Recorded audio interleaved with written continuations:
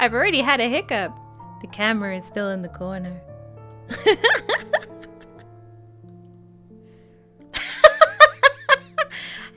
Let's pretend I'm not here in the corner.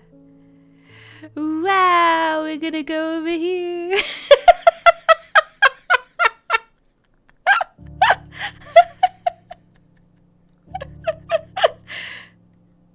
Well, I found a glitch in the systems. Nice work, my lord. I was gonna make this so cinematic. I was gonna make this so cinematic. Mother trucker. Wow. Who's behind the curtain? I don't know. Look at those feetsies. Look at whoa, look at that skirt. Could be anybody, I don't know. So mysterious. Whoa! It's me.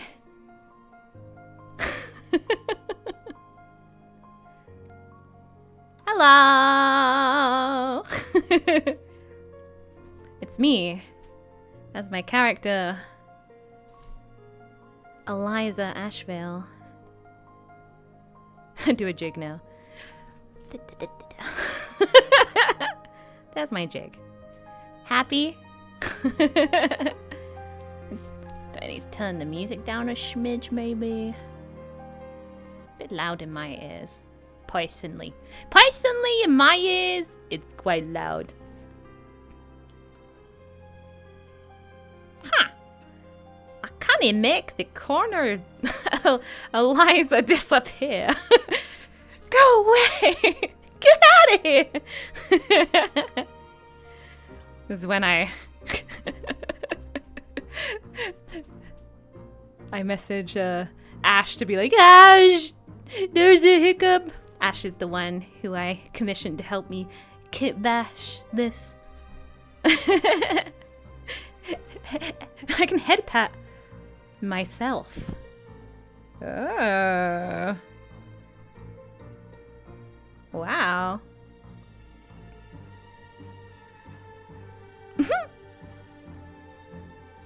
Lol.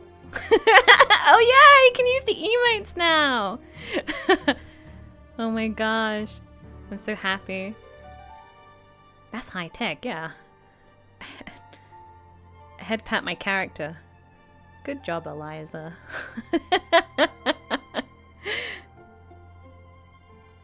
Gremliza. Don't talk to me or my son ever again. Just stand in front. Don't talk to me or my son ever again.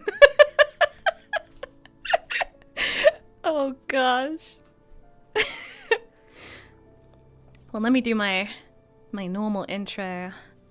Roses are red, the fire of my heart is blue, also known as the Scarlet Queen, the harbinger of order, leader of justice. I am Elizabeth Rose Bloodflame. Lovely to see you, Lovely. Huzzah. I am here. I wonder why she has appeared over that way. Ah well. We'll sort it out later. It's fine.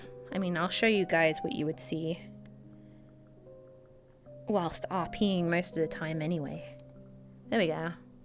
This is what you guys will see most of the time during the roleplay. For those who don't know, soon, very, very soon, at 10 a.m. on the 28th for me, at 10 a.m. JST, we got episode 1 of Return to Blackwell! Oh my god! Yes, there's 3 of you now. Yeah, it's because I got a mirror up in front of me. I was calibrating and all that. Yeah, very soon. Yeah, sorry EU. Sorry. It is pretty late. But there'll be VODs and you can watch like loads of perspectives VOD-wise And it's weekly, so you have time to catch up. It's a bit different to Enrico, where it was like every day. Every day. Where this one is weekly. Except due to America Day, the one that happens usually the following week. It's not happening, it's moved to next following week because it's on America Day. So yeah, so we have a little gap in between. America Day. Small eyes. Huh?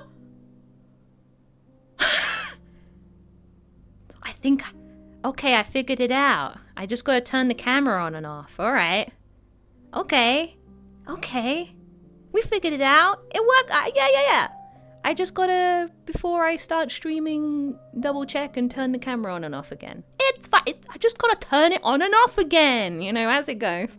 With technology. Why are you crying? Because she's gone. She's also me. Stop missing small Eliza. Ah, son, no. What the frig? I don't even know if I can even bring her back. Can I? No, she's dead.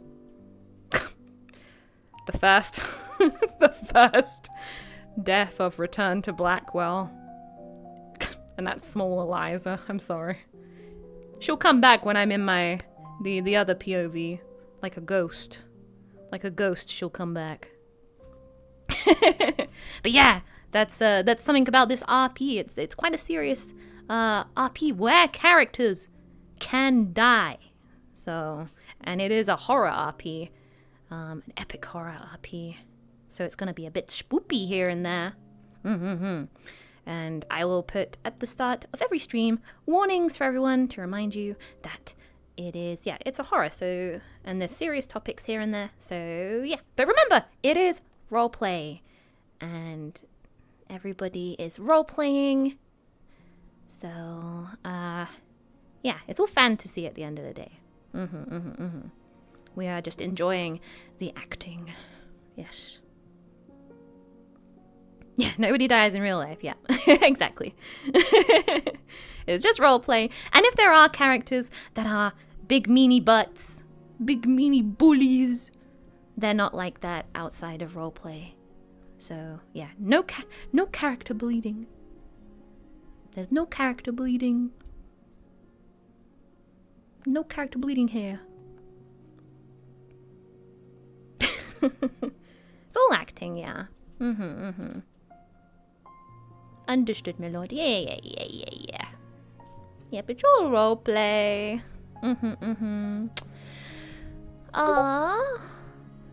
Oh, I wonder if you heard that. Did you hear the Discord going doop? That is something I need to fix, if so. This is a good test for later. Yes, okay. I need to note that down. God, note that down for me to fix once the stream is over. Note that down. Hands up, people who thought it was theirs. Actually, it was your Discord. Scribe, write that down. Oh gosh. Yeah. Right, let's have a little look-see at the model, shall we? And I shall give credit where credit is due. Credit is due. We shall be... Actually, I'll mention this after. So, the avatar base is Oita and 3D. I got it off Boof. Boof in it. And it is a very lovely base. I love this base a lot, and I think if I go out here, let me take you guys with me. Out here.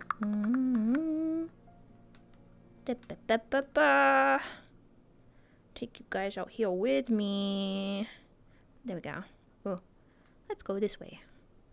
Look at this wonderful world, huh?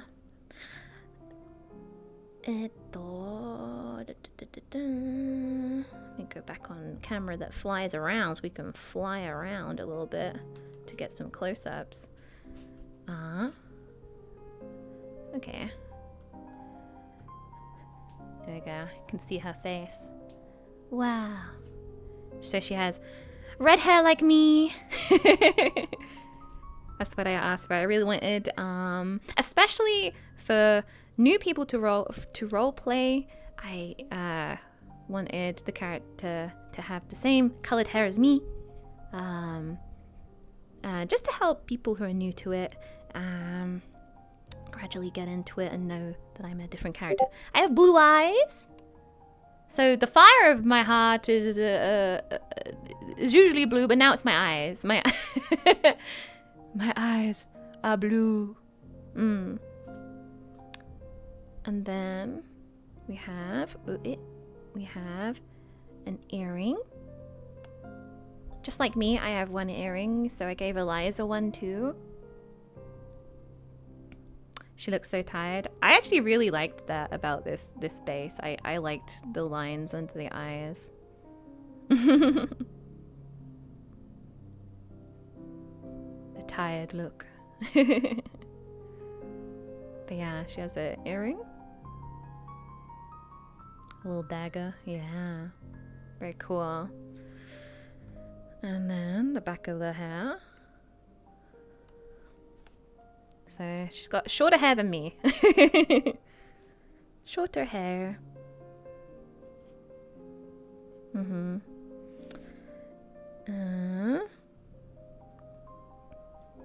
yeah, I wanted something to be blue, so I asked for the eyes to be blue. I thought that'd be a good touch. And then the outfit. Like this. My boots. Whee! Around we go. Yep. Ba, ba, ba, ba, ba. There we go. And then also I have, when it comes to the outfit, we have a belt. Look at that. We have a belt. Oh la la. Oh la la. Look at the belt.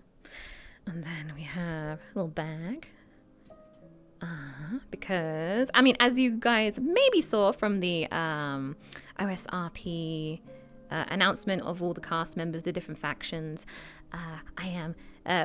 Eliza is a merchant. Along with, you might have seen her brother. She has a brother. Yeah, a little brother. Who also has red hair and blue eyes like her. Yeah, she's a merchant. Yes, her brother Elliot. Yeah, Elliot Ashvale. Played by Darth Quackers, yeah. Oh no. You're gonna hear all my work pings. Ding ding ding ding ding. Yeah, and then we have a cloak. Yeah. We have a cloak. A blue, dark blue cloak.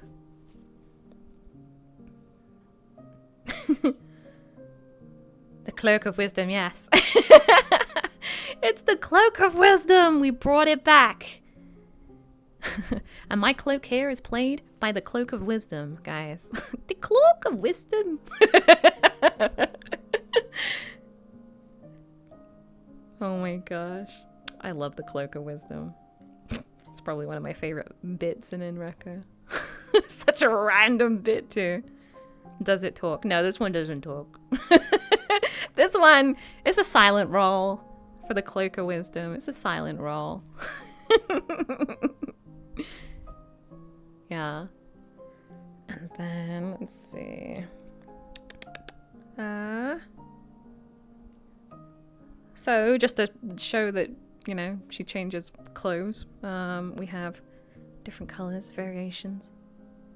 Bum, bum, bum. Yeah. It's not like not like your usual cartoon character that has the same outfit every day. I think it's a nice little touch, even if it is just, you know, different colors. Yeah. In-game texture swapping is nice. Yeah. She isn't stinky. No, she's not stinky. She's not stinky. Looks like you're staring into my soul. Maybe I am. Oh yeah, the accent I'm going to give her. Because this is... as much as it's like period drama-y, it is a fantasy at the end of the day. It is like made up places and all that jazz. So my favorite thing to do when it is like a made up place is mix up accents. So I'm thinking of making her have like a British Irish with like a smidge of Scottish. That's my idea for her. So she'd be like, hello there, I'm Eliza Ashvale. Nice to see you. Nice. Lovely to see you, lovely.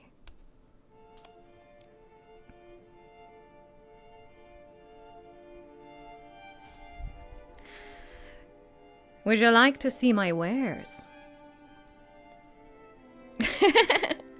A beautiful voice. I'm glad you think so.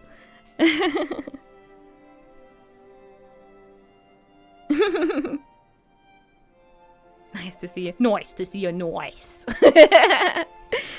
Yeah. In that stance. Yeah. See my wares. Quite a sassy stance, isn't it?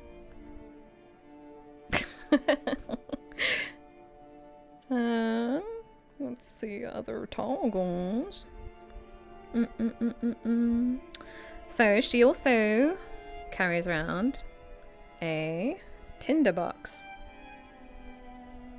which she can open. Let me just move that so I don't click things. Can pick up a stick. I can light it. Wow, fancy.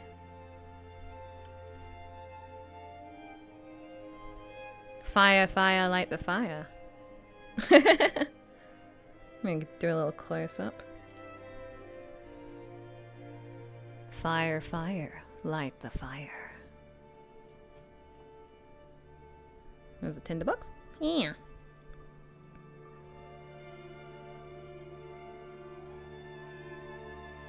But yeah, I didn't want to make the accent too harsh either, because that's why I was kind of doing a bit of a mix-up, because of people... Some people, especially if we've got people whose English is their second language, can't pick up accents so easily. So that's why I'm kind of mixing it as well. So it's not too harsh and, you know, understandable for everyone.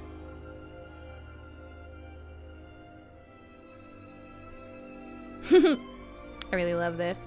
But yeah, the clothing is Allen Entertainment. Allen Entertainment do a lot of low poly optimized clothing, which is great because on this map there is a lot of staff, a lot of actors, so we need everything optimized so that we don't lag. Don't set fire to your clothes. Yeah, you're right. Set fire to the rain. I'll set fire to the rain. Goes out in rains. Oh. Oh. And put it back. There we go. RP close. RP puts in pocket. Bing, bing, bing. Yeah. Gosh. Sorry about that. Lots of work pings. Alright, shall I show you some expressions? Why is it? Oh, there we go. Let's go like this. Oh yeah, let me show you something else quite neat. If I take the cloak off for a moment, we have another hairstyle. Consider her hair in a low ponytail.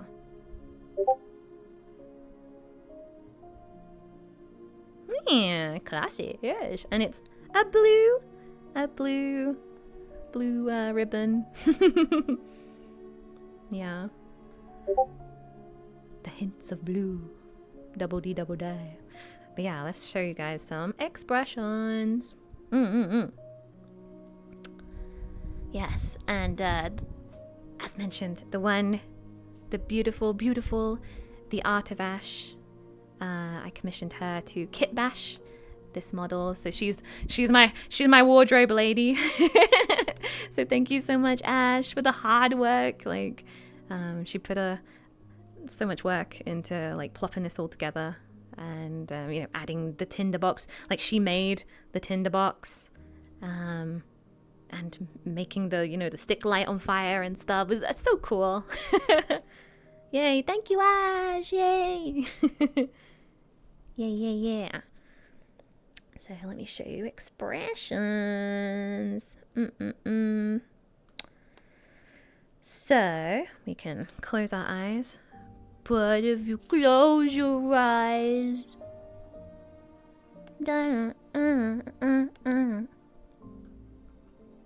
and then it can have happy closed.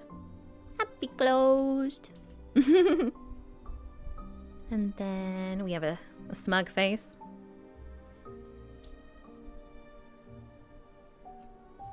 Smug.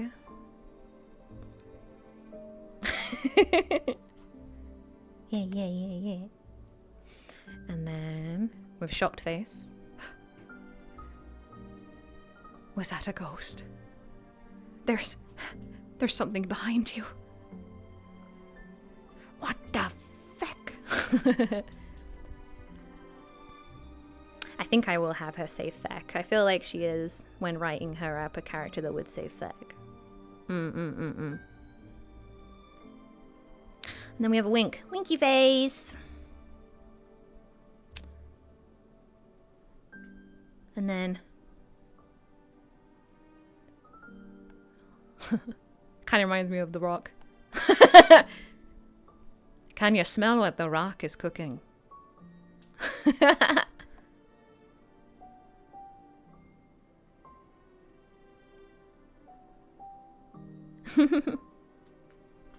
And then we have more. We have a blush. Oh, it's not like I like you or anything. Oh, you cheeky bugger.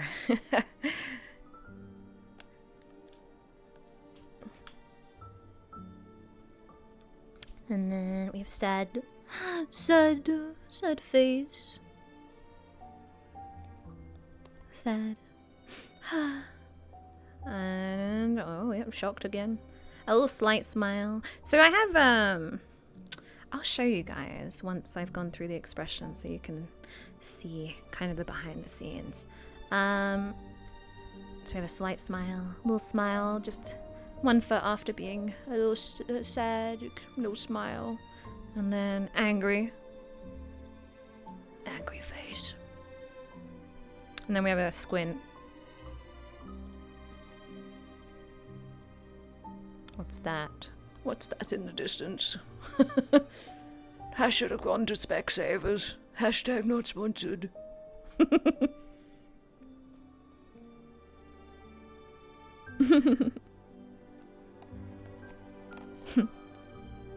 Good angry face, yeah. Yeah. I love her. Is it nice to see Eliza is as powerful as Liz? Yeah, she's powerful. Yeah, I'm powerful. The hair is really nice. Yeah, I love both options. They're so nice. Yeah, Ash did an amazing job. Amazing. Okay, let me flick back to this so you guys can see what I see when it comes to the menu.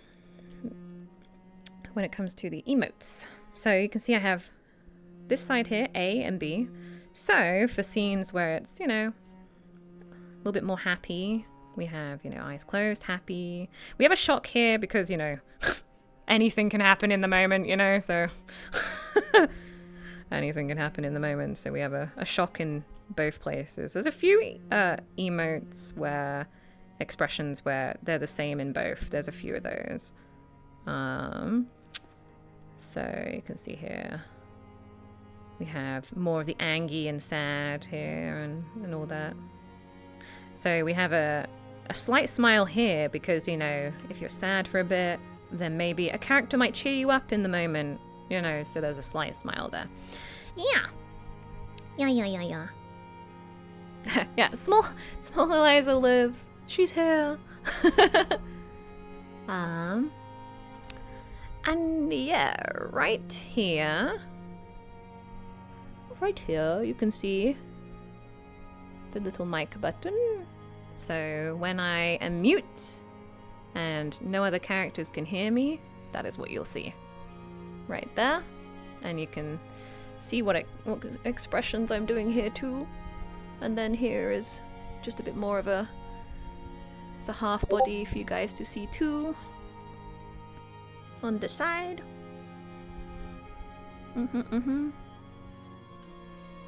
Yeah. Who's going to be in the RP? Oh gosh, that was a huge cast list. I would say take a look at the OSRP Twitter, and it lists everybody.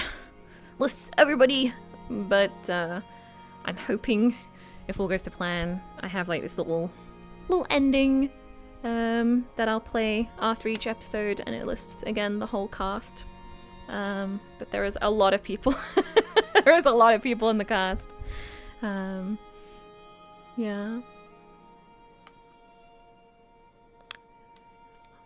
Lots of participants, crazy stuff. Yeah, there is. There's a lot of people.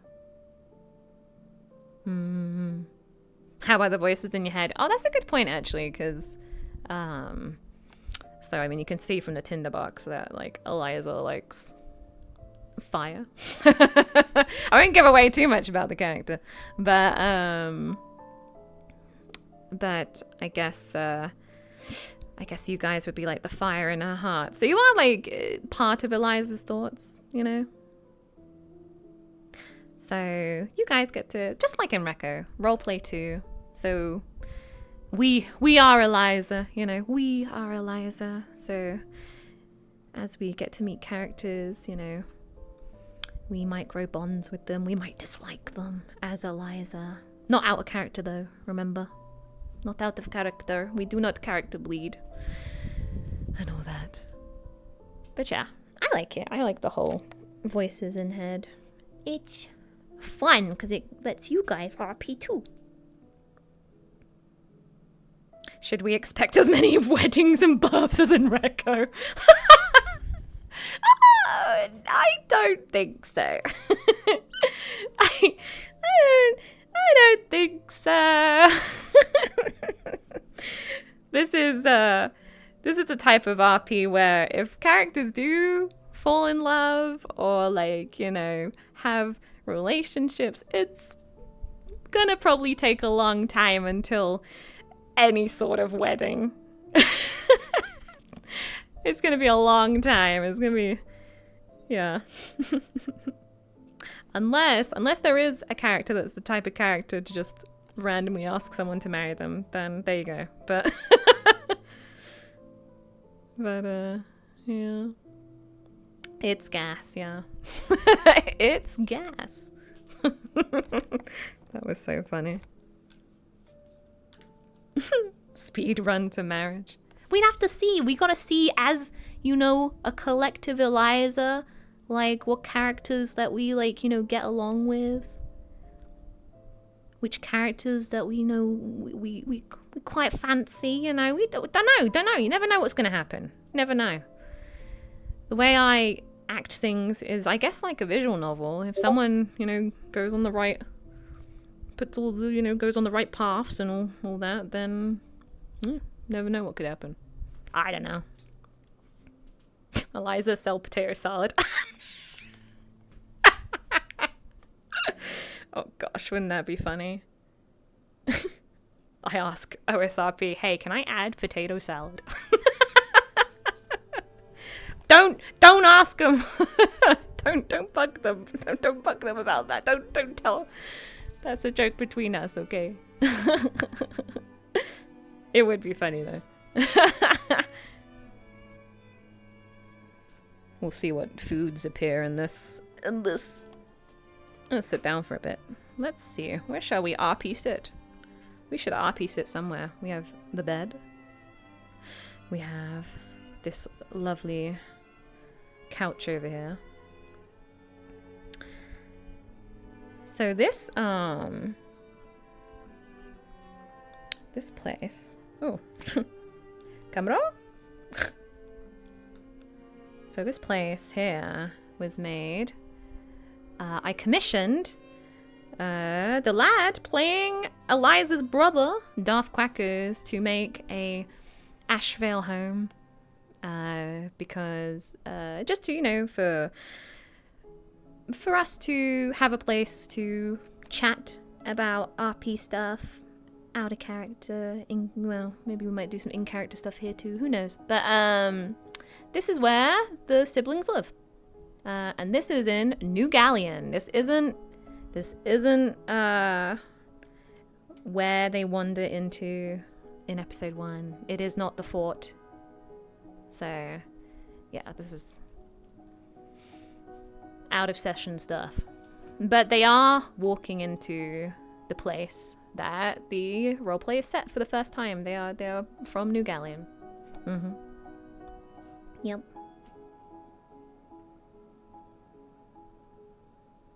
We use BGM depending on what's happening. It's a little bit more finicky to do in VR when it comes to background music.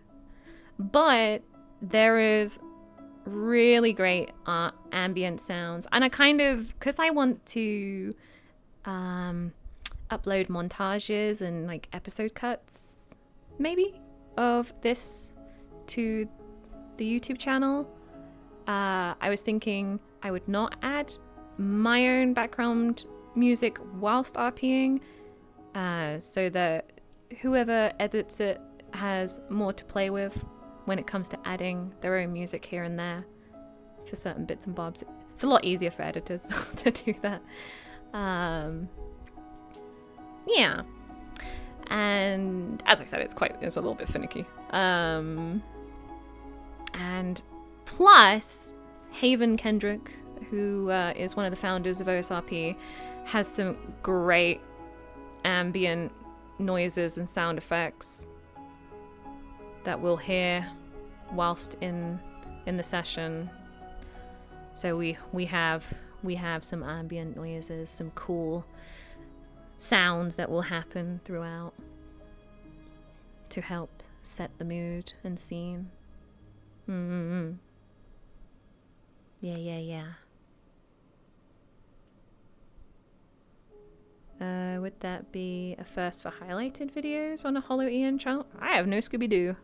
But I have been interested since debuting, adding like highlight videos of different stuff. There's been just too much going on to sort that out. Like, for example, I loved the VR Halloween stream, so I really would like to get commission a cut down version of that, for example, at some point. So there's a lot of streams I would really like to upload highlights of. Mm-hmm. Is the roleplay scripted? Like, is there a set planned RP events? It's not scripted.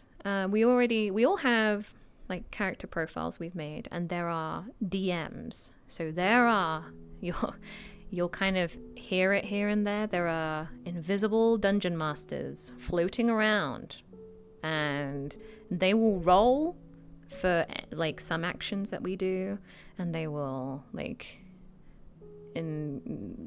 they're a disembodied voice, and you walk over to a box and they'll be like, you see this box, and you open it and there's nothing, kind of thing. So yeah, it's cool. There's there's DMs floating around. Very, very cool. Yeah, it's all improv. Yeah, it's improvised, but you know, the DMs have plans that they don't spoil us with. It's all a surprise. It's all improv. You know, we as the cast have no clue what the frig is gonna happen. Yeah, could be spoopy monsters. Yeah, you never know. I don't know. I mean, in the trailer there was some spoopy monsters. Oh my gosh. Oh, we could watch the trailer again, you guys. For those who didn't see it the other day, we can have a little watch along of the trailer again, so you guys can see. Yeah.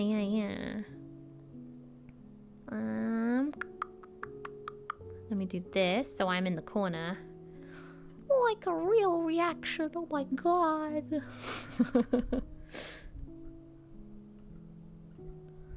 Wow. Eliza reacts to to return to Blackwell. Alright.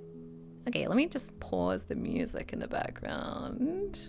There we go. Okay, I'll play the trailer again from OSRP. Thank you so much, OSRP, the other day, sending the trailer to us. Yeah, I think we were the first ones to like play it too, so that was really kind of them. Thank you so much. All right, here we go. And there's more like little trailers and like introductions. Like there are all these different videos which show all the characters, so you can see all the characters and who's playing them and stuff. Yeah, it's very cool. Okay, here we go. Let's watch it again.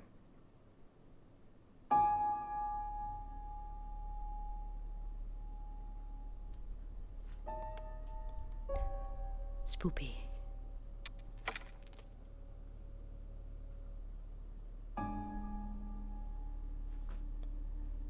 The frig.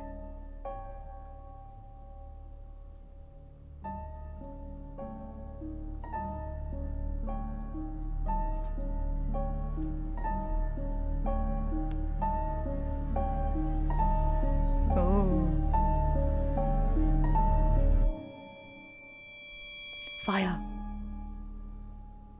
Zoink, Scoob!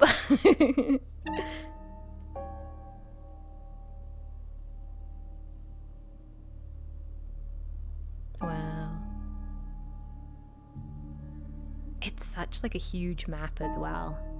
You guys will see it's like, it's big. Like the fort is quite big, and like supposedly there is so much more to the map. Like if you venture out. But if you venture out, your character might perish. Got to be careful.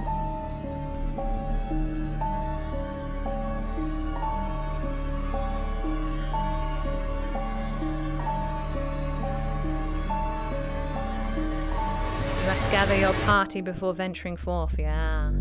Gotta be careful. Oh, green eyes! Green eyes, motherfucker. Oh. Ruh-roh. What happened there? Ah, it's soon! Episode 1, Session 1! Ah! It's soon! Oh my gosh. So freaking cool. Tomorrow! Yeah, it is tomorrow for me, yeah. Oh gosh. Alright, let me sit down. RP sit! It's one of those things where you gotta make sure you sit on a a real seat and the virtual one. Oh gosh. Come hither. Bloop. Yay. I'm gonna play space myself up a bit. No, I'm actually alright. There we go. I shit. Oh, no, that's me. I need the camera to move. Yay.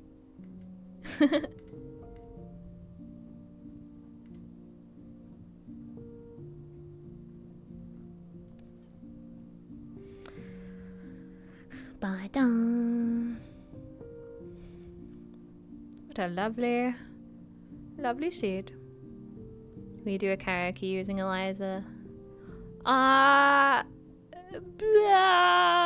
I mean, we've had like tributes too on the YouTube, so I don't see why not on having a themed karaoke like around songs that are like maybe related somewhat to the vibe of Return to Blackwell. I don't see why not in future. Be fine. Spoopy karaoke.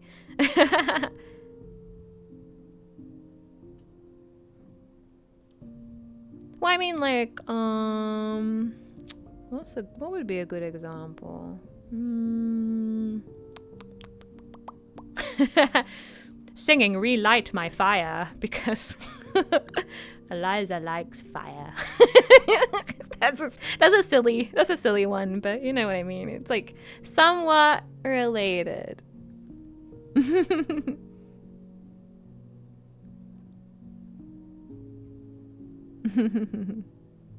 But like I also think like, for example, like some folky songs, folk songs, a few Irish tunes in there would suit her as well. So either like something word related or personality related or even, you know, vibe. I hear you. I hear you. Be cool to make a song list after the episode where you kind of limited but choose songs from what happened in an episode. I mean, I'd be interested to see as time goes on what kind of because what's really fun is on the character sheets, I think it's okay to say this, for funsies they add what would be your character's theme. So people can add like a fun, you know, YouTube link to a song that they feel suits their character or a piece of music. Not that it's going to be played, but I think it's a fun thing for the people making the character or the DMs listening to kind of, you know, get more vibes, I guess, you know, from it. Yeah. Inspiration. Yeah. I know a lot of artists that do that when they draw certain characters. They listen to music that fits that character or the setting. Ooh, my body. A mood board. Yeah, I guess it's a music mood board.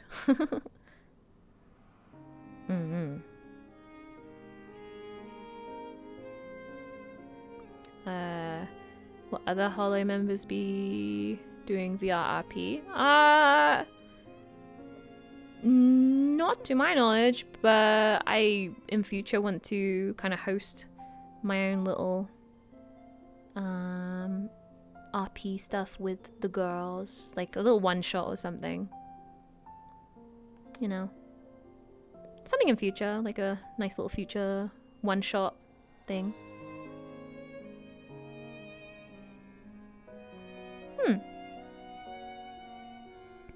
Because, like, I mean, long stuff like this is a big commitment and stuff, so one-shots would be fun. Like, I definitely do want to do, like, as I said before, like, D&D one-shots with the girls and stuff.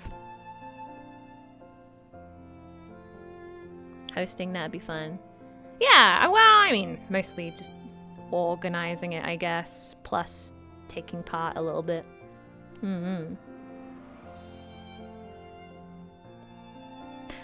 Like, one of my ideas is, like werewolf, but it's, like, leaning more towards RP. Or mafia kind of thing. I mean, it is kind of, when some people like to act it out, so I guess people already kind of do that, but you know what I mean.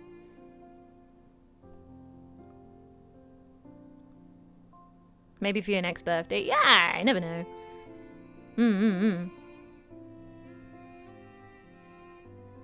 Yeah. Next birthday.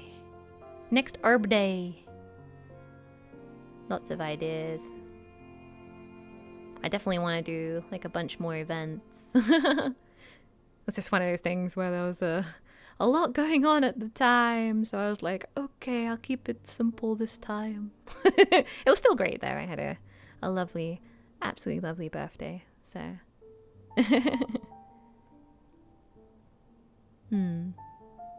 yeah, it was still fun. It was great though. Yeah, I'm glad everybody had a great time. I'm glad. Makes me happy. Alright, shall we? Let me look up my Elizabeth, remember to say this and stuff list.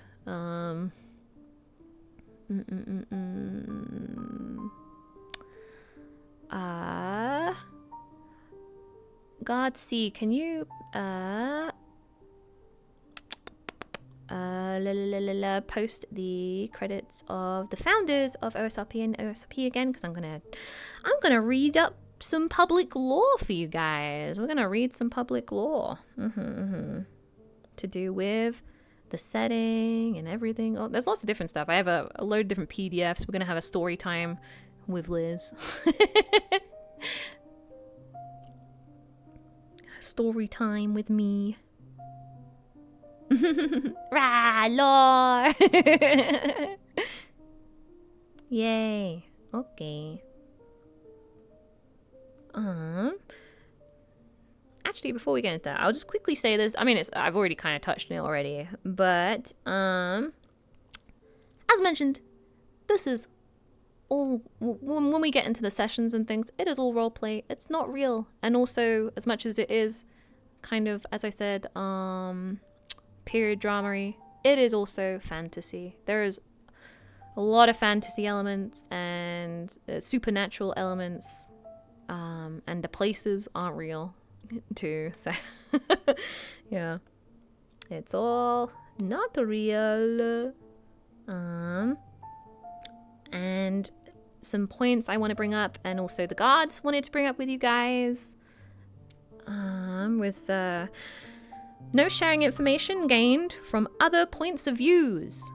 So if you hear something, watch something spoilery, don't go into another person's chat and tell them, and also because of the audience, because if someone's watching a certain point of view, they might not want spoilers from someone else's, you know?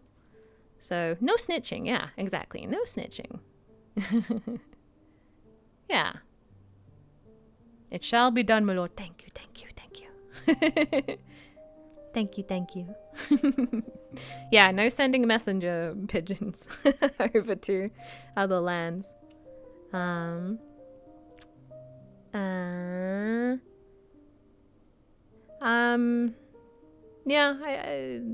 the next point written was, don't take information from this stream to another person's stream. We basically said that, you know, don't be like, don't go into another person's stream and be like, oh, Eliza did this, Eliza did that, you know. Enjoy their point of views. It's just like on YouTube with, you know, the Hollow Girls and that. Don't, unless they bring up, like, other people bring up the character, like, don't suddenly go blah, blah, blah, blah, you know. No backseating. All the actors involved are gonna do what their character would do. Whether you like it or not, at the end of the day, it's like a TV show. The character's gonna do what the character would do. So like you can be the voices in the head, like, kind of thing, but don't get annoyed or upset if they don't do something you don't want them to do. Because, yeah, these actors, everybody involved, are going to do what their character would do, regardless of anything written, really, at the end of the day. Yeah, separate the character from the actor. That's a good point. And whether that's, you know, and as I said, some characters might be evil, but that doesn't mean they are evil outside a character. Everybody I have met thus far in this beautiful cast and crew are absolutely lovely and a joy to be around. So, yeah. But I mean, I trust you guys to be kind to everybody like you always are. So, and I appreciate about that a lot about our community. So thank you so much. Yeah, actually, I just looked at another point, which was like, you know, don't take it too seriously. Everybody's friends. Yep, everybody's friends. Yeah, we like each other, even if our characters might not. Even if our characters highly dislike each other, out of character, it's not like that.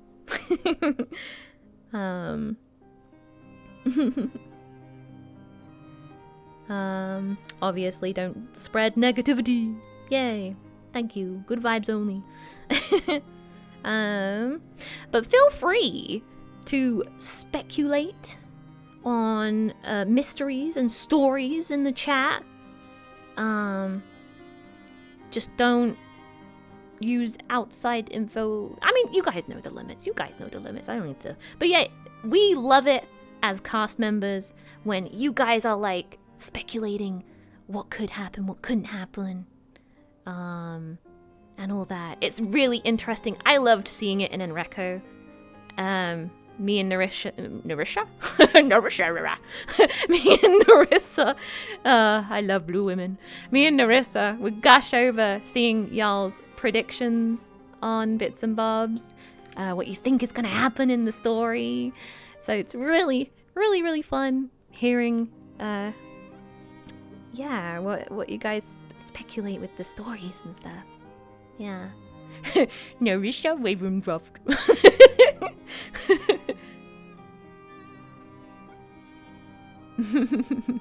Borger Queen, yeah. I speculate Eliza will be powerful and rich and have a lovely time. We'll see. Hopefully, we'll see if the siblings are good with their merchant job and all that.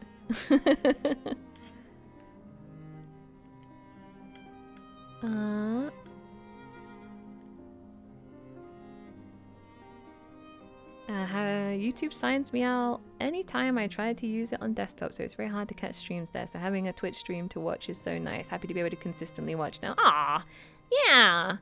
I'm happy too. Yeah, I really, yeah, it's nice to have two different platforms for two different things. Like, I think a lot of people were worried that I would do exactly the same thing in both places. No. There's different shows.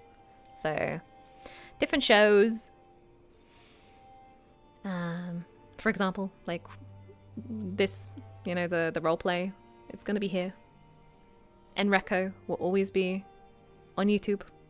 Will Eliza be broke again? What? No. Eliza likes money. It's not like Lady Bloodflame. It's not like Lady Bloodflame. She likes money. That's something I can say. I'm sure Darth won't mind either. They like money. They like money.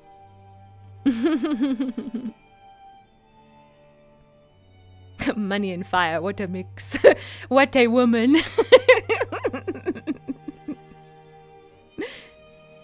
Oh dear.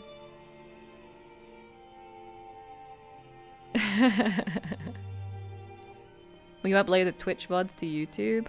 We're keeping fingers crossed. It's not going to be ASAP, but we're keeping fingers crossed we can have a side YouTube channel for uploading the Twitch VODs. Because, as y'all know, on Twitch, you can only have VODs up for a certain amount of time. So, and to not ruin the algorithm of the main channel, there's going to be hopefully a side channel soon for uploading Twitch VODs. Thank you, Henma. Henma's been helping me out, like ask about that and all that. So thank you, Henma. Yeah. I like the idea of, like, you know, uploading them all to a side channel. And as I said, you know, here it's a limited amount of time. So then if I upload them to YouTube on the side channel, they're there forever. Mm-hmm. Yeah. Yeah. And then highlights, montages, and cuts will be on the main channel. With, you know, link in the description to the full shebang. Stuff like that. Woo, my body. Wow. Okay, let's see. What should we read out first? I'm just checking the time as well, because I have, before the episode and stuff, I have some singing to do for something to do with it. Whoa, spoiler. And then some editing. Yeah. I got some extra footage today to, like, add to the BRB and stuff. Yeah. Spoiler alert! Yeah. Okay. Where is the folder of stuff and things? Alright, I'm just going to go in a kind of random order of all these PDFs, lore PDFs. So we'll go to the one that's called The Fort first. But for those who weren't here the other day, maybe I should read out the other one, the other little snippet of the summary. Oh, let me do that. Real fast.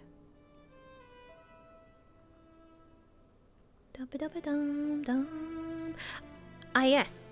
I'm so happy the emotes are working. I mean, I've already mentioned it, but yeah, at the start I was like, yay, the emotes are there now. And we'll have more soon.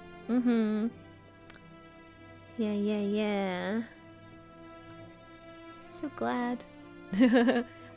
Post which one's your favorite thus far? Post which one? I want to see which ones are your favorites. I did notice the rave one being posted a lot. Guys like to party. Party. Oh my god, the rave one is being posted a lot. Sunglasses and rainbows. Where did I put the thingy? Is it this one? No, it's not this one. I have too many documents. Too many. Ah, here we go. Read this bit out. Okay. Step into the fort where time has buried the truth and nightmares have only grown bolder. Return to Blackwell is set 100 years after a tragedy that plunged a quiet town into psychological ruin. Now, the descendants of the original survivors cling to a fragile hope within a new stronghold, built to stand against the blight that festers in the south. The fort, decorated with high walls, grim rituals, and bitter alliances, the guild, the coven, and the guard, 3 factions bound by necessity, balance uneasy truces as they face the ever-creeping darkness beyond the southern border, while the aristocrats of New Gallion turn their eyes away, choosing comfort over truth. Those in the fort know the dead don't stay buried, and the real battle is not just for survival, but for sanity. This fully immersive one-shot roleplay experience has over 60 plus cast members and 10 creative staff. There's a lot of people. There's a lot of people involved. But yeah, that's the summary. And then we'll see how much time we have, because we got quite a few PDFs. So we might, depending on time, save like a few of the public lore bits and bobs for another stream to read out. depending on time. So let me sit forward a little bit. Actually, let me recalibrate 1 second. Oh, I'll go over here to do it.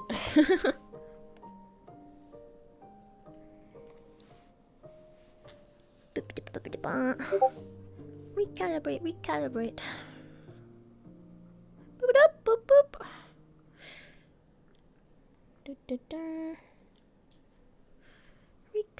Recalibrate. Actually, I could probably turn off my trackers to save. Oh. Hello, little Eliza. Oh, she's back. Oh, I know when I calibrate now that it happens. Okay. Alright. Boop. There we go.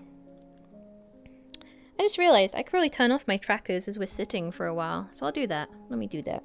Turn off my trackers to save the battery for a little while.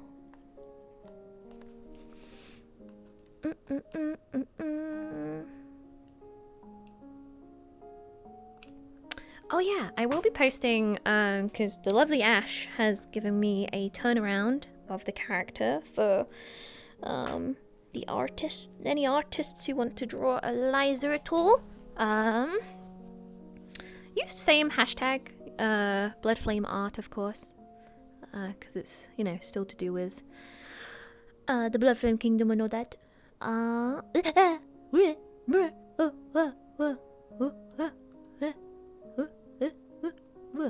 I'm back.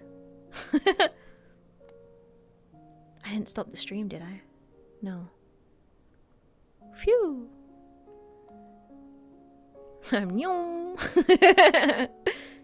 Yeah, it's a lot easier to turn off the trackers for a little while. Okay. Remind me to show you Eliza's second outfit before we have to dash. Because once it hits, let me see.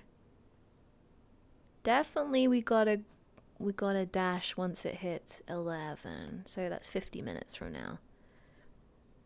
That is our limit for today until the RP, of course.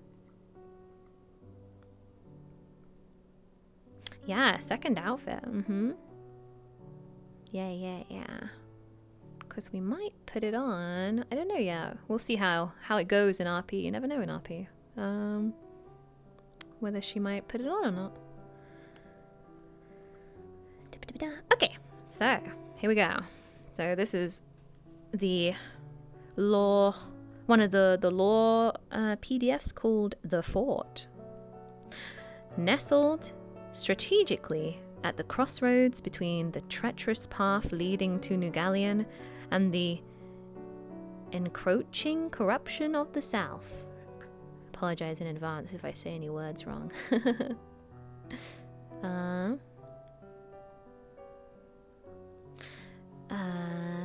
The fort stands as a testament to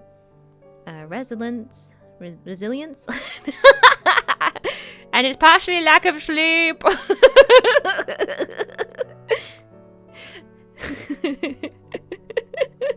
I'm only human. In the face of adversity. Now I'm getting nervous about reading. Its towering stone walls, reinforced over a century of conflict and tension, rise high against the backdrop of darkened forests and jagged hills, forming a bastion against the shadows that threaten to spill forth from the remnants of Blackwell. There we go. Let me put you guys over here so I can see you whilst reading. Don't worry. Okay, thank you. So this bit is called a strategic position. The fort's location is not merely a matter of chance. It serves as a critical checkpoint for trade routes. And military expeditions. As the only established stronghold in the region, It offers direct access to the well-traveled path to New Gallion, a bustling city teeming with commerce and opportunity. However, this proximity also subjects the fort to the ominous presence of the south, a region plagued by strange creatures and dark forces, remnants of the chaotic past.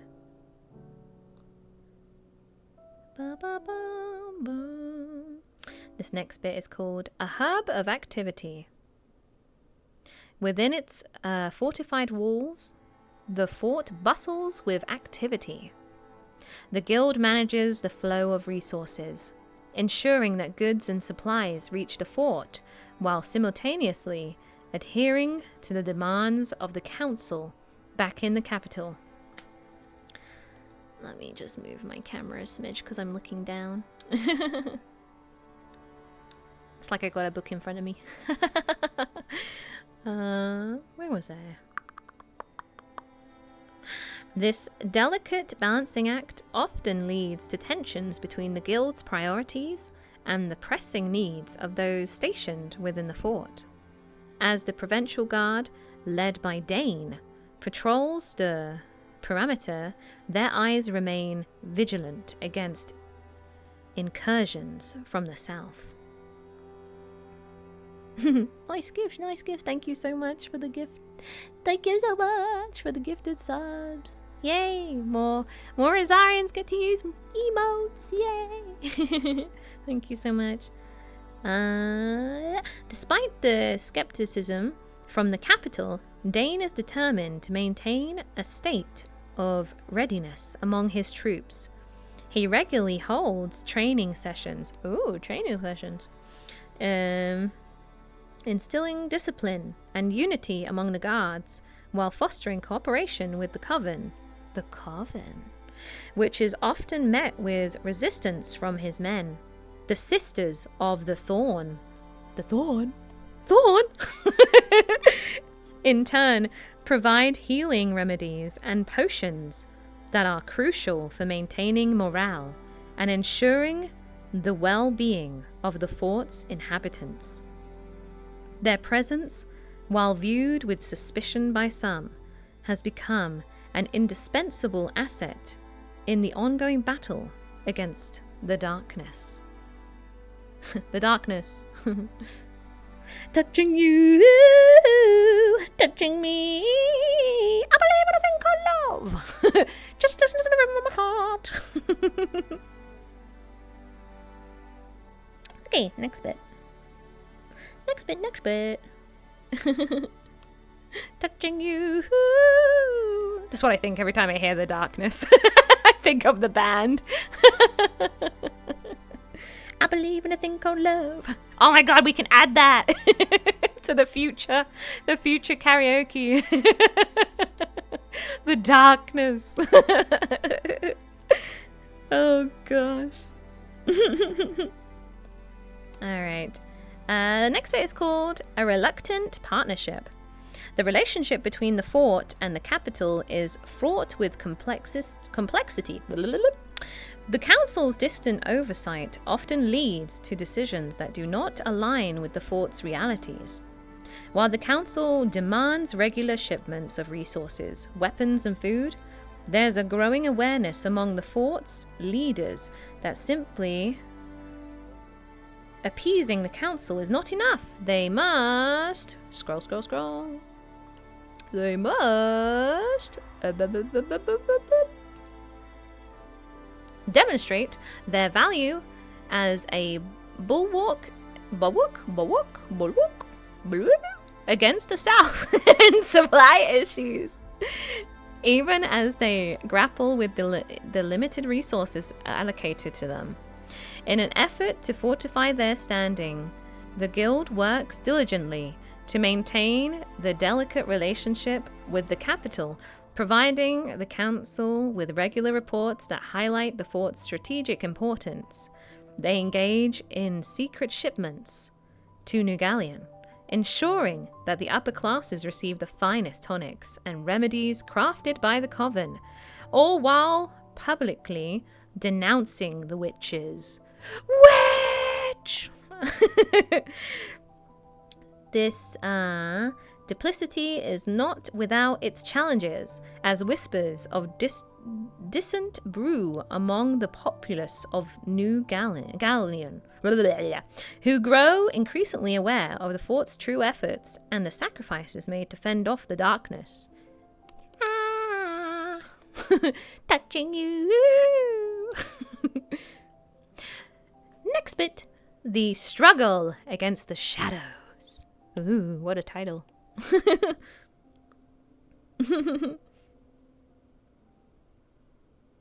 The darkness must be fended off. Yes. The struggle against the shadows. As the fort prepares for the long nights of winter, its inhabitants are acutely aware of the impending threats that loom on the horizon. Reports of increased creature activity from the south send ripples of unease through the ranks. In response, the fort is ramping up its patrols, fortifying its defenses, and ensuring that all hands are on deck to fight the encroaching shadows. Those with a keen eye have noticed, as the years pass, the sun and light of the day becomes shorter and shorter. The sisters' words of warning falling on deaf ears of the guild that something is afoot, as each passing day the darkness grows deeper and colder. Dane and guild leader name. It says in brackets, guild leader name.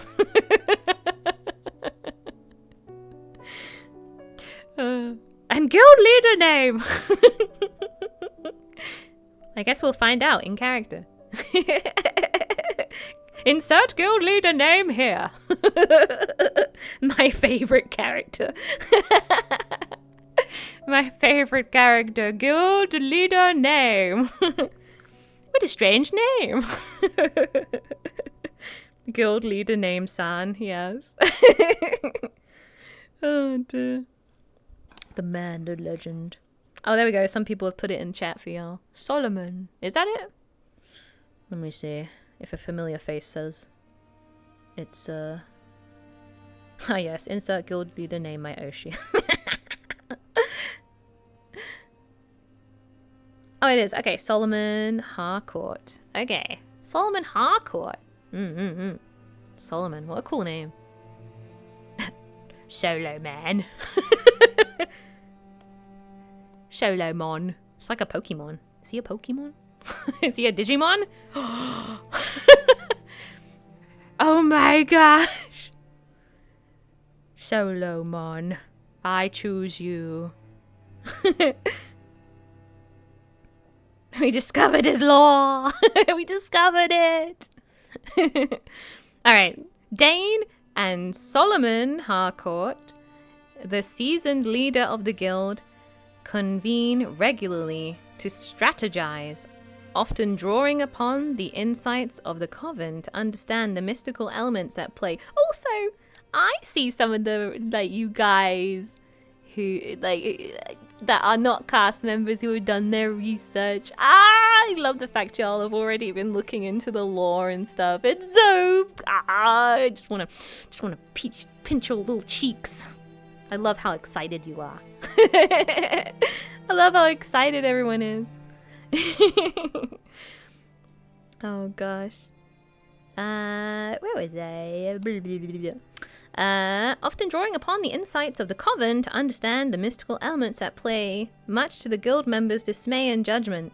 Together they work to create a unified front, one that acknowledges the contributions of each faction while remaining steadfast against the dangers outside the walls.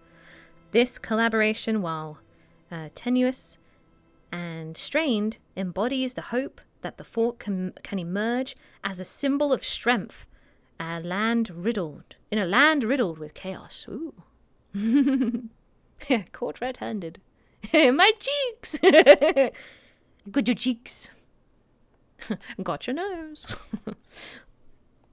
The fort stands as a crucial line of defense against the malevolent forces from the south, a place where duty and sacrifice intertwine.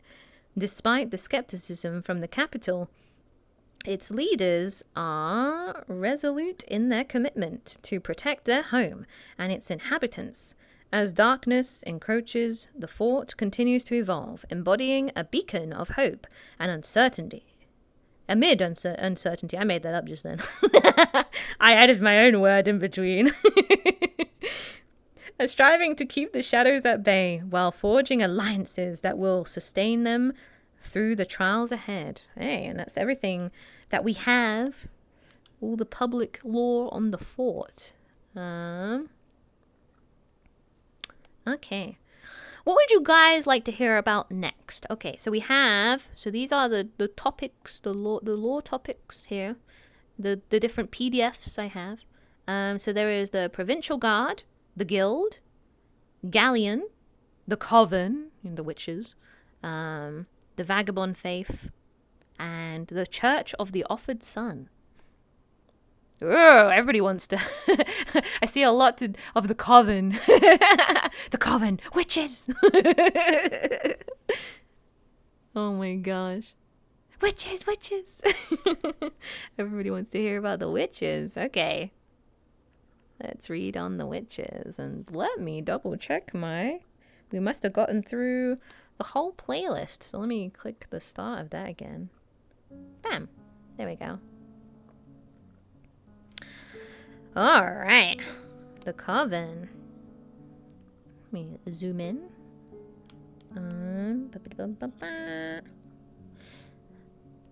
Okay. Ooh, put that there. Zoom out a smidge. I'm having it so I see you guys like at the side of the Tetrising the screen, so I see you guys at the side too, whilst reading. Okay. So, if they weigh the same as a duck, it's a witch.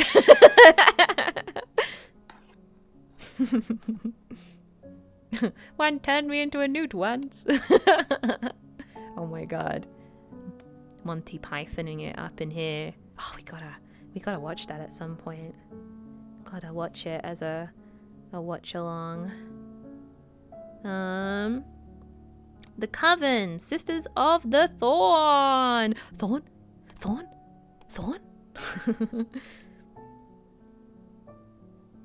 I love Monty Python and Holy Grail. Yeah, I do too. And I also love the musical, Spam-A-Lot. It's so good. If you haven't heard the musical, check it out. Next time you want some music in the background.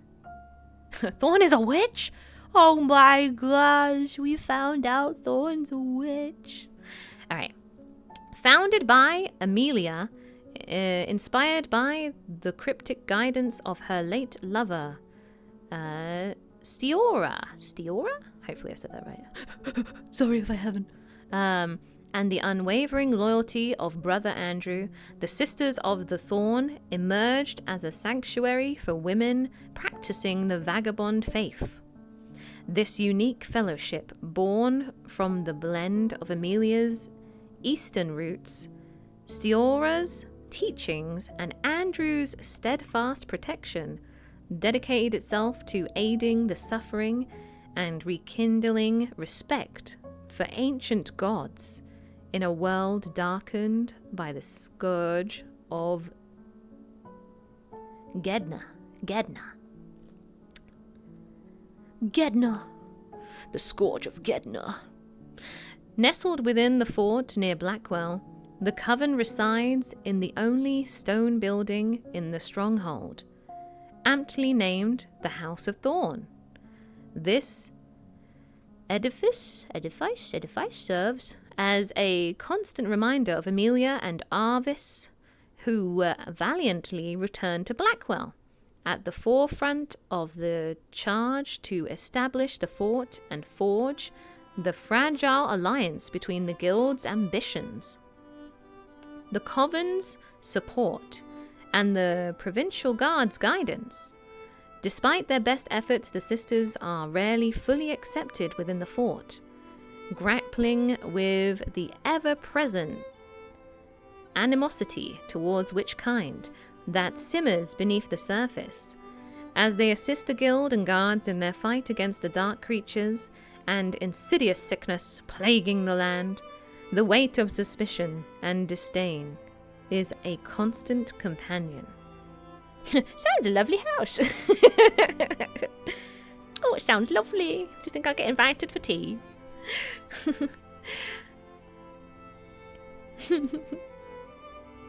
Invited for tea with the witches.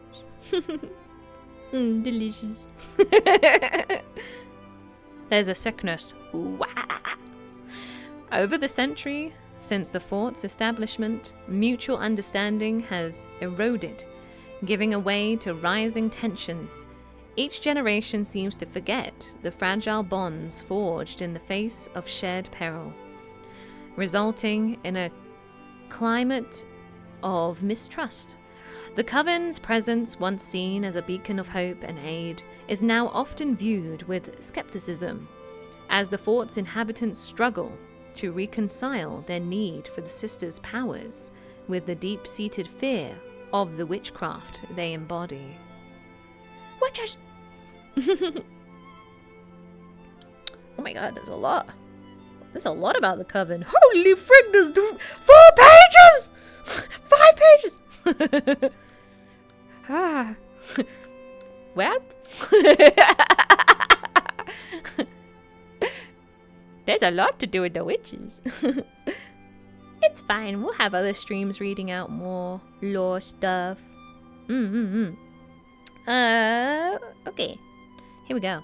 The Sisters of Thorn are not only devoted spiritual practitioners, but also skilled apothecaries. I like the anime Apothecary Diaries. I still haven't watched it all yet, but I really enjoyed the episodes I did watch.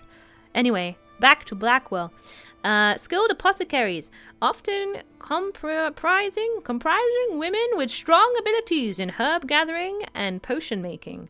Their expertise allows them to create effective tonics and healing remedies that are essential for the fort's defenders in their ongoing battle against the scourge. I don't know why I want to say scourge. Every time I read that, the scourge, the scourge of Gedna.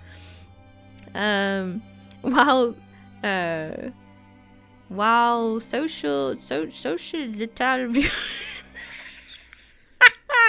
viewers often regard them as lesser beings, the efficiency of the potions has begun to garner attention beyond the fort's walls.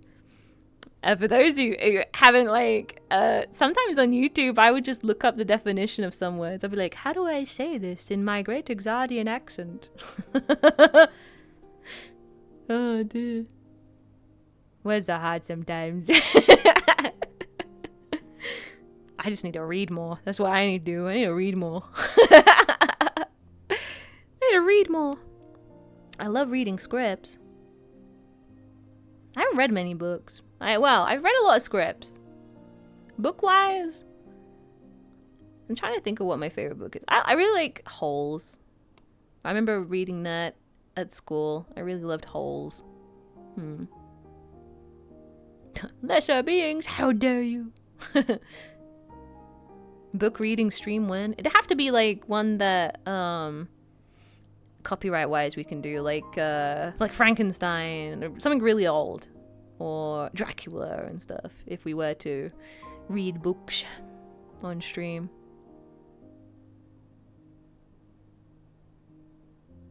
I remember watching Halls. Yeah, I love the movie too. Shia LaBeouf is in it.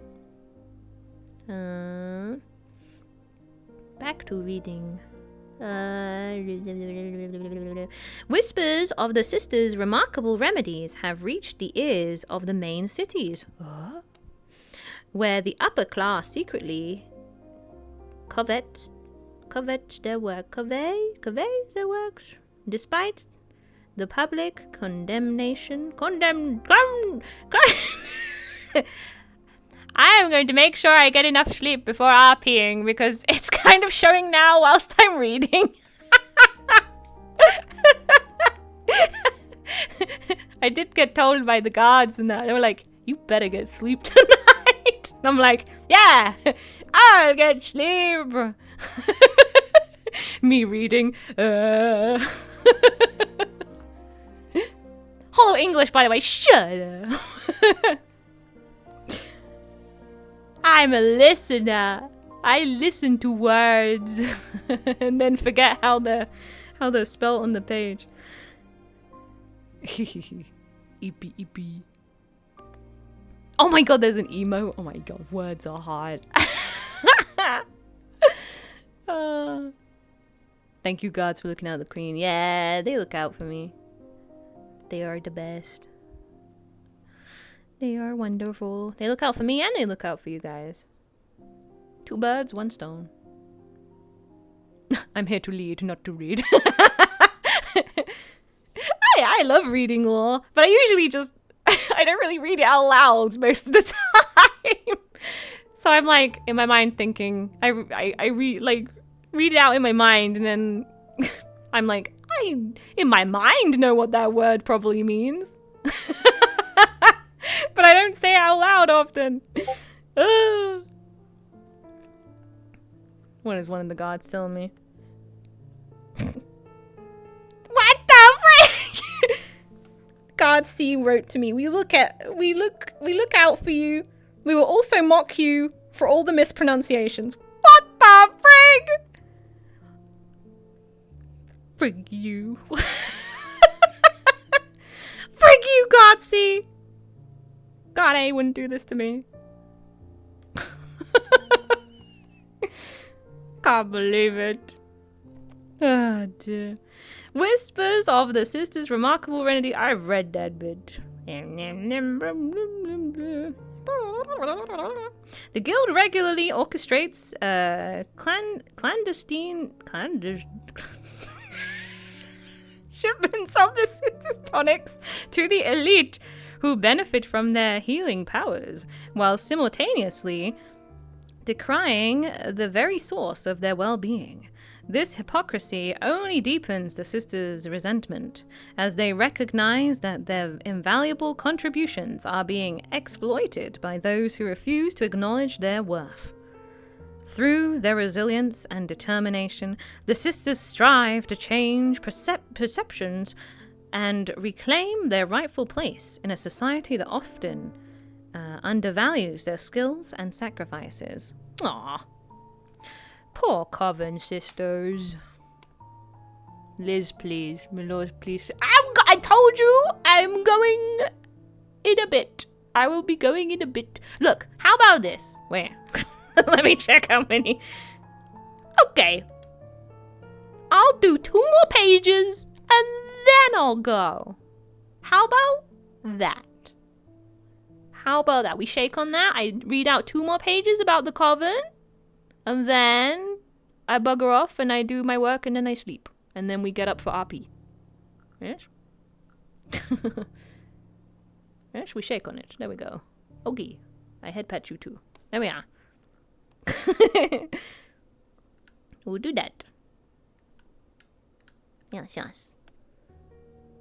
And then we'll read more in more streams like this. We'll read more. More and more.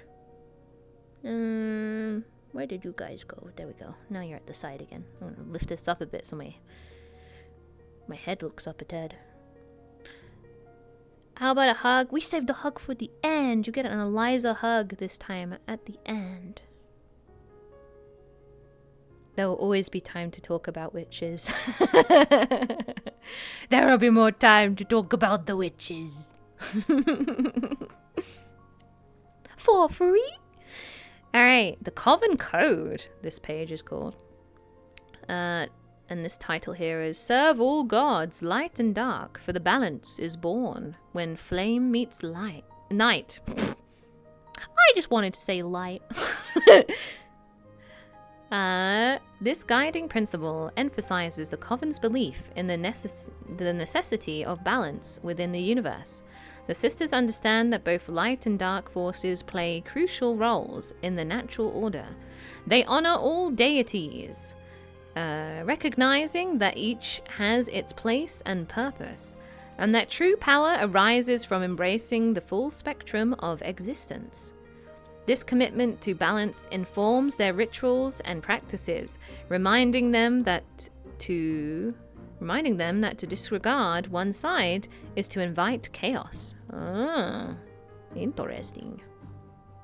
And this next title is Devote Heart and Mind to the Gods and Kin Alone.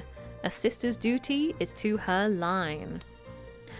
Loyalty is paramount within the Coven, with each sister pledging unwavering devotion to both the divine and her fellow witches. This code underscores the importance of familial bonds and communal support, as the sisters recognize that their strength lies in unity. By prioritizing the obligations to the gods and their kin, they create a powerful network that fosters resilience and solidarity, ensuring that no sister faces the trials of life alone. The mother guides, the father protects. Yes. And again, just to remind everybody, with the deities and the gods and the religions in RP, they're all fake. It's made up. It's roleplay. It's fantasy. Just to remind everybody. Just a reminder. Just a little reminder.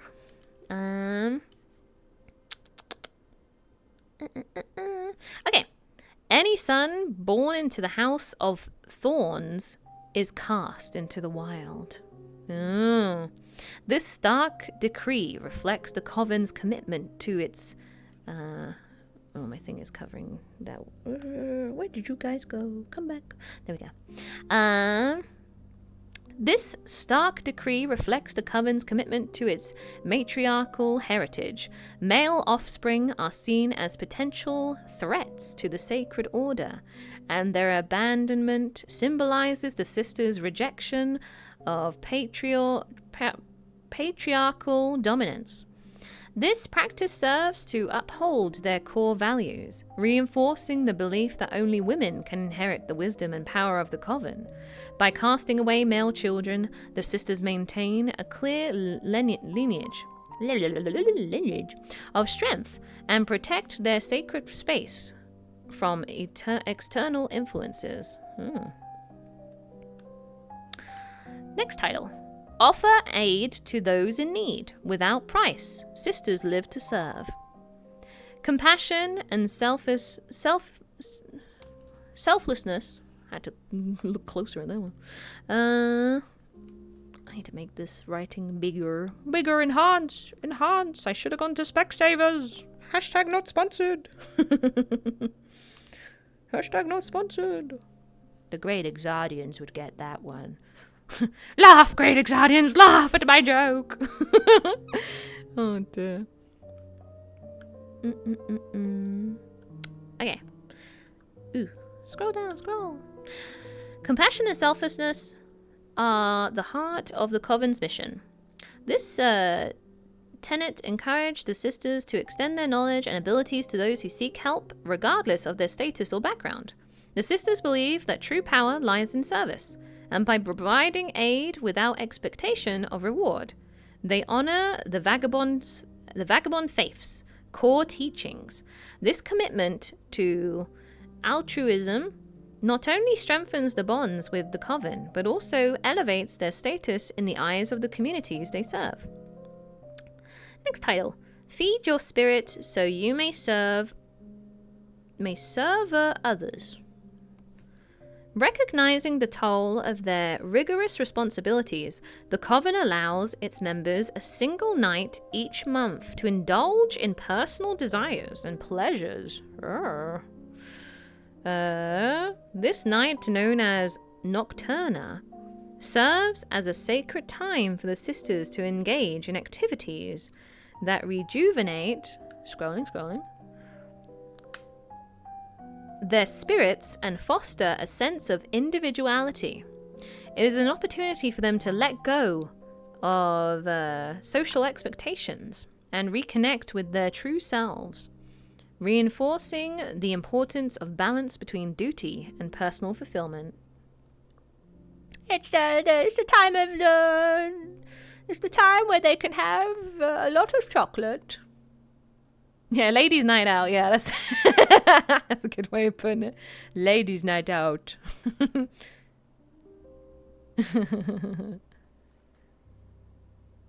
Yeah, eating ice cream straight out of the carton. Yeah, all the witches. Yes, finally.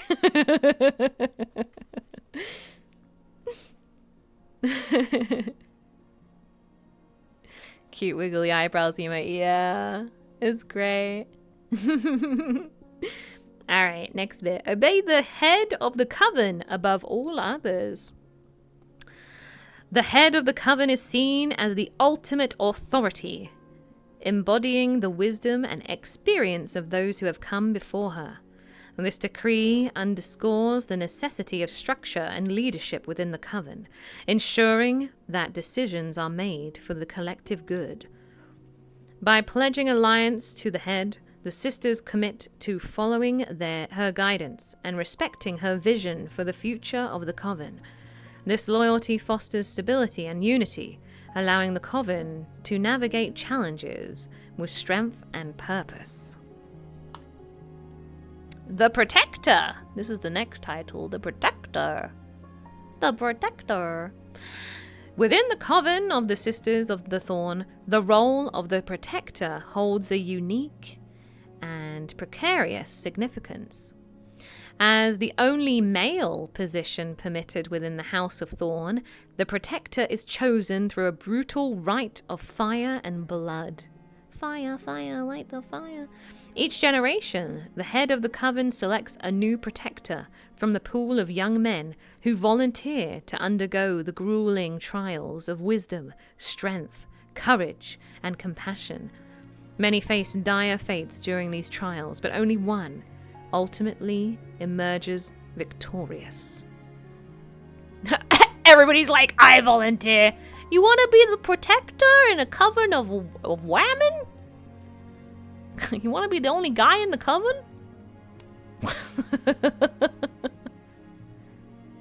I volunteer. Yes, yes, yes. Maybe we'll get to see that in the RP. That'll be interesting. You never know. That'd be interesting to see, like, all the trials and all that. me. Okay. Due to the Covenant's stringent regulations, there can only be one male presence within the House of Thorn. Consequently, the newest protector is tasked with a harrowing duty to slay the current protector, ensuring that no rival exists within the ranks. Wow. This position becomes even more complicated, as the head of the coven is bound to bear children only with the chosen protector, creating a direct link between leadership and lineage. The weight of this responsibility is immense, as it means that the new protector must kill the father of the future heir, making this a deeply personal and tragic undertaking. Everybody's like, oh. Oh. So a lion tribe. Ah, yeah, that's true. It's kind of, yeah, like a tribe of lions, I guess, yeah. They are lions. Read the small print, guys. Guys going for the trial, read the small print. Oh, God. Sorry, Dad. Oh, dear. A pride, you say? Alright. In the Coven, the rules surrounding procreation are strict. No witch may bear children without the explicit consent of the head of the Coven, reserved for extraordinary circumstances. Only female offspring are welcomed into the House of Thorn, while male babies face a grim fate, abandoned to the woods to confront the lurking darkness of the world. This harsh policy underscores the Coven's commitment to preserving its matriarchal lineage and highlights the sacrifices demanded of its members, reinforcing their resilience and dedication to their cause. Ooh, I moved. Alright, last page we shall read for today. Yes. Yes. Yes. Posture check. I'm looking down at the book. The book is here. I'm looking down at it. I'm leaning on my legs, looking down at the book.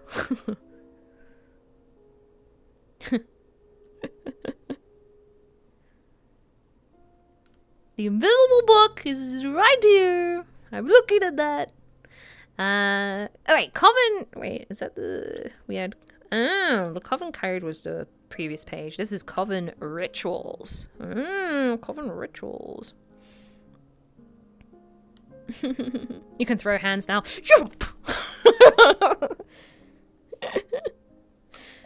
Alright. Coven rituals. Welcoming ritual. Alright. Under the luminous glow of the full moon, the sisters gather by a sacred stream. Stream? Stream? The sisters, they stream! Where the water flows briskly over smooth stones, whispering secrets of the earth. Bare of any cloth, they embrace the natural world. Their skin glistening in the moonlight, symbolizing their connection to the earth and their willingness to shed the trappings of society. As newcomers approach, they are greeted with soft chants and the gentle ringing of bells, inviting them into the fold. My queen, please. Glistening witches. Dum dum ba dum ba dum ba dum ba dum. Fine, I'll sit back and do it like this. But I still look like I'm going for it. I'm in half body. I'm in half body, guys. I still look like I'm shrimping. I look like I'm part of the seat too. The frig. I'll look up. I'll sit back, relax, look up at the book, invisible book.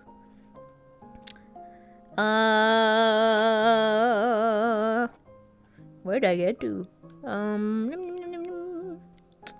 The head of the coven. The head of the coven, her presence commanding yet nurturing, dips her hands into the cool water, beckoning the earth mother's blessings to envelop the new arrivals. Each newcomer steps into the stream, where the sisters wash away the burdens of the past and infuse them with the essence of the land. In a ritual of blood sharing, the sisters draw small offerings from their own bodies, allowing a few drops of blood to mingle with the water, representing the life force that binds them all. This act of sharing symbolizes their commitment to the earth and to each other, establishing a profound bond of trust. I'm gonna make the camera go forward so I don't look as silly. I get a close-up on my face. There we go. As moonlight dances on the water's surface, the sisters chant a prayer of attunement, invoking the spirits of nature and binding the newcomers to the earth and its rhythms. Rhythm is gonna get you, rhythm is gonna down, down by the river. Yeah.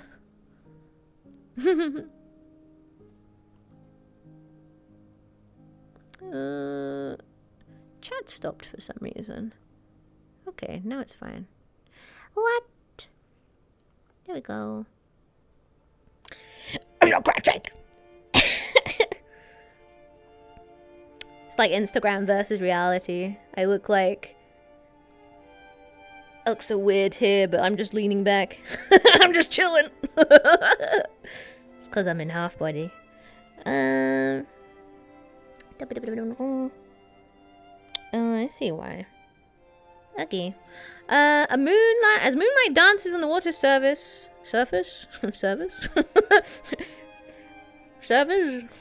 The sisters chant a prayer of attunement. The cool water envelops them, a reminder that they are now part of something greater than themselves.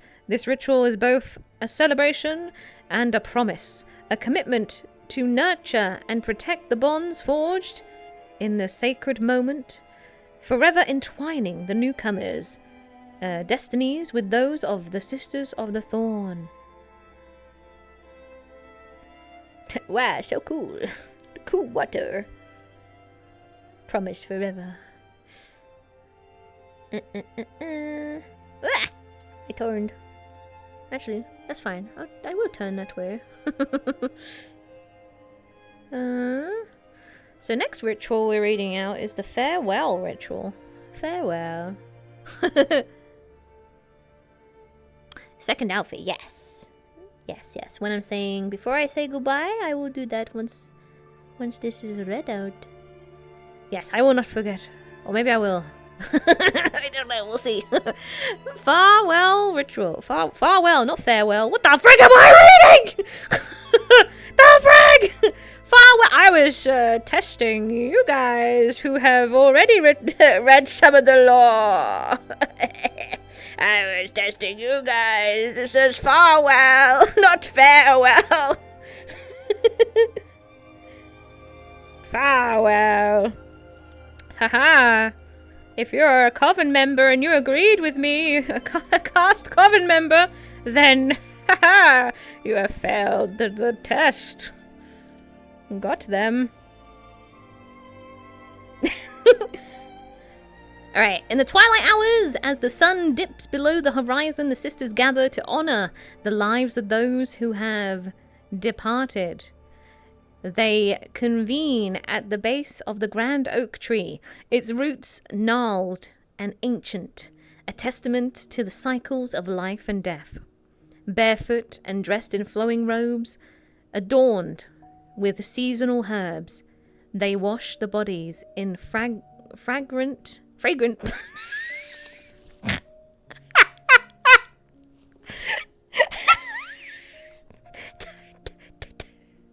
Don't look at me!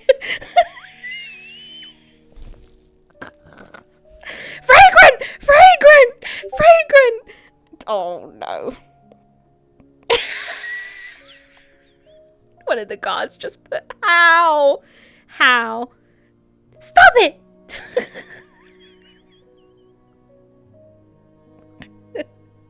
Look, it's fun reading with herb. Ping, yeah, that was one of the gods that time. Alright, we'll just read the farewell ritual. Farewell! What's happening? We'll just read the farewell ritual laws. Does it? Then we're done reading. Then there's more reading for next time. Where's fragrant? Where did I read the fragrant bit? Grand oak tree, flowing robes, barefoot. There it is. Fragrant waters, infused with wildflowers, whispering words of love and remembrance. Each sister carefully selects her chosen herbs. Lavender for peace, rosemary for remembrance, and sage for purification. Crafting a fragrant blanket of farewell. It was part of it in the end. That envelops the deceased. Chosen herbs. I choose herb. Elizabeth Rose, blood flame. Once the body is laid to rest, the sisters join hands, forming a circle that sways and dances to the rhythm of their joyous celebration. They honor Vitar, the god of death, not with sorrow, but with gratitude, for the life once lived. As they dance on the fresh grave, laughter and song fill the air, creating a vibrant tapestry of life that contrasts starkly with the stillness of death. Their movements, wild and free, symbolize the eternal cycle, celebrating the souls who have joined the stars. However, this celebration is often met with misunderstanding and disdain from the townsfolk and those who witness the ritual. That was the full stop. Let me read. Look. That was the wrong tone for the end of that sentence. From the townsfolk and those who witnessed the ritual. Full stop.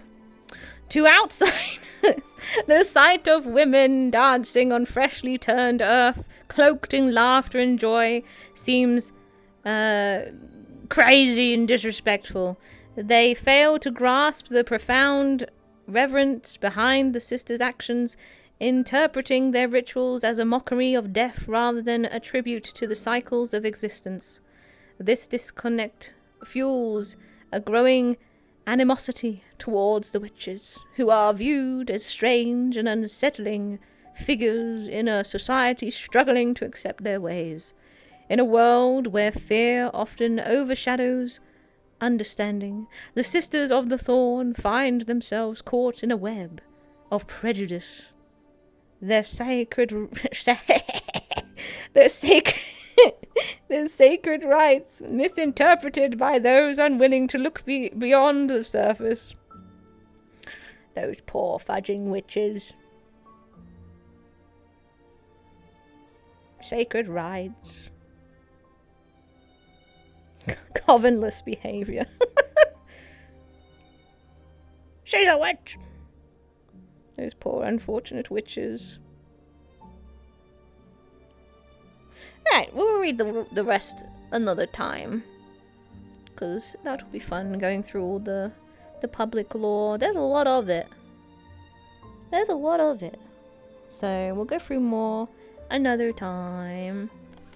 1 second. Let me get changed. Show you the other outfit, shall we? Turn my trackers on again so you guys can see me move and groove. Yeah.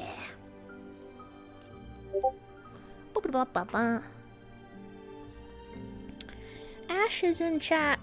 Ash! Thank you for the hard work. Ooh. I'm back in the quarter again. Actually, let me turn the camera on and off. I wonder if it does work like that with the other model too. It goes away when I turn camera on and off. It is fine. Okay. My avatars. Doop. You know what? I should go back behind the curtain unless it shows up on the bottom corner. Unless it does that again. Oh, it's in... I had it on invisible last. There we go. Oh, no! Spoilers! Pretending, avert your eyes! Avert them! Avert them now! Avert! Don't look! I want to use the curtain again.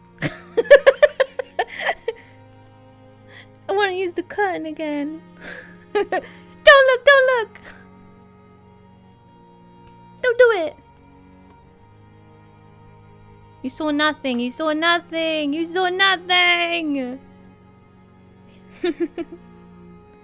Don't look! Okay, let me fly the camera around. Whoop. Searching for Eliza. Searching. I think the camera is slightly wonky. Oh, there we go. I think that fixed it. There we go. Let's go here. Yeah. Okay. Here we go. Other outfit reveal. Woo! Shoes? Oh my god, is that trousers? Oh my goodness, is that trousers? Crazy. Dun, dun, dun, dun. That's me moving, not the camera. Da da da da. There we go. Yeah. So another fun fact about Eliza is she likes to borrow her brother's clothes. So this belongs to Elliot, but she likes to borrow them because sometimes wearing a dress all the time, running around, can be annoying in certain situations. So, yeah. She likes to borrow his clothes. Borrow. Sibling behavior, yeah. I thought that'd be fun. Let's go out here with the lighting. I forget there's another feature on this now where it can be audio from the camera. So if you're like with loads of people, like if I had more people here, like then I could click audio from the camera and it just gets the camera's audio. How interesting is that? I haven't tried that yet, so maybe we'll try it at some point and see what that's like. A new doohickey. I'll go over here and I'll show you more.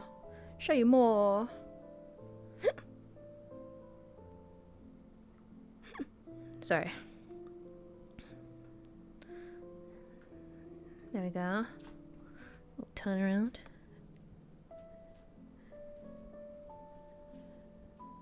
There we go. Oh, my body! Go to my circle. You can't see it, but I can. I can see a little circle on the floor that lets me know where the center of the room is. I did it again. There we go. We'll go here. I think I got the camera a bit wonky, but oh well. It's dead wonky. It's fine. But yeah. It's her outfit. Da, da, da, da. Let me. Da, da, da. Da, da, da, da.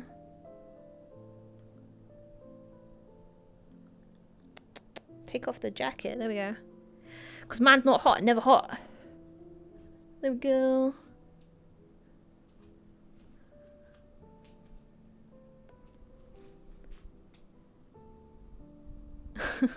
Yeah.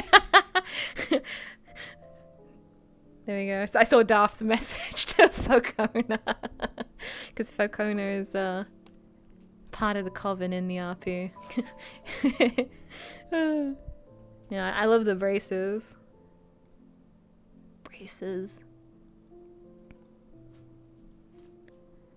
Yeah. And then can change the color.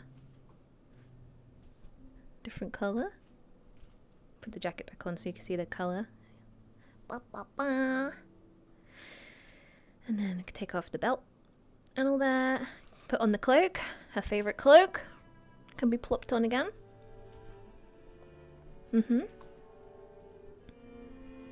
Yeah, Ash has done an amazing job. So round of applause for Ash. Thank you so much for the hard work. And then we can swap the hair. You can see I have long hair now.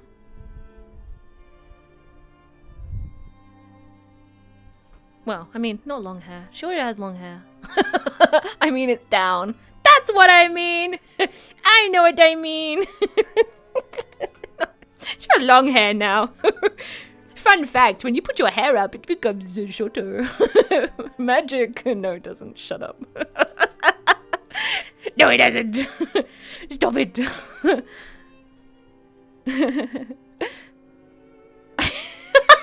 English for Lord. Look, I speak Great Exardian. Thank you very much. Great Exardian is my first language. Great Exardian is my first language. Leave me alone. Jeez Louise, here we go. Round we go. Look at me. Wow. Yeah. Which one is your favorite, everyone? Which one's your favorite? Do you like the dress or the pants? Which one is your favorite? Or you can like both. Both is also a great answer. Both is also a wonderful answer. You can also, of course, take out the tinderbox Pop it in my pocket, take it out of my pocket, plop it in my pocket, take it out of my pocket, plop it in my pocket, take it out of my pocket. In the pocket, out the pocket. Then I can open it. And then we can take a stick out, and then we can light it. Wow, that's lit. And then we can eat the fire. Yum yum. And then we can eat the stick. Yummy fiber. We close the box. We put it back in the pocket. Tasty. You know, if rations are low at any point, there we go. Yay. Tasty fire. Alright, my beautiful Bloodflame Kingdom. Until we're back very soon for session 1. Oh my gosh. Holy moly, that's very soon. Whew. I still have a bunch of stuff to prepare. But yeah, I'm very excited. So excited for session 1. Are you guys excited? Are you excited? Are you excited? I'm excited. Cast and crew in chat, are you excited? Because don't forget, you can watch multiple POVs. There's a lot of characters to explore. And as I said, it's usually, except for certain times, a bit like next week, being it American Day, that it's not on next week, but the week after. But you have a lot of time to catch up with multiple POVs. There's a lot of amazing characters to explore in this RP. Heck yeah, gonna be lit. Yeah. Alright, I'll give you a big hug from Eliza. Big hug. Thank you all so much for being here. Really appreciate it. And yeah, looking forward to it. Okay.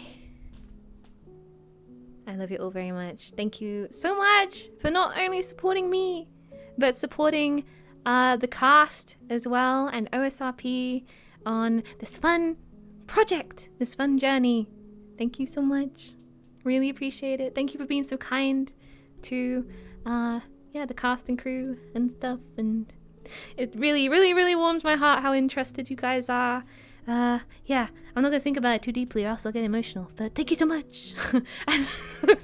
and little Liz, little Eliza, thanks you too. Don't talk to me on my son ever again. Okay. Okay. Parting is such sweet sorrow, but I will see you on the morrow. Eat good noms, hydrate, get good sleeps. I will make sure I get some sleeps as well once I am done with bits and bobs. And most of all, let my voice be your strength. Goodbye. Remember, we do a war cry when we interact with people, so prepare your war cries. You got that? Mwah. I love you all very much. Bye bye.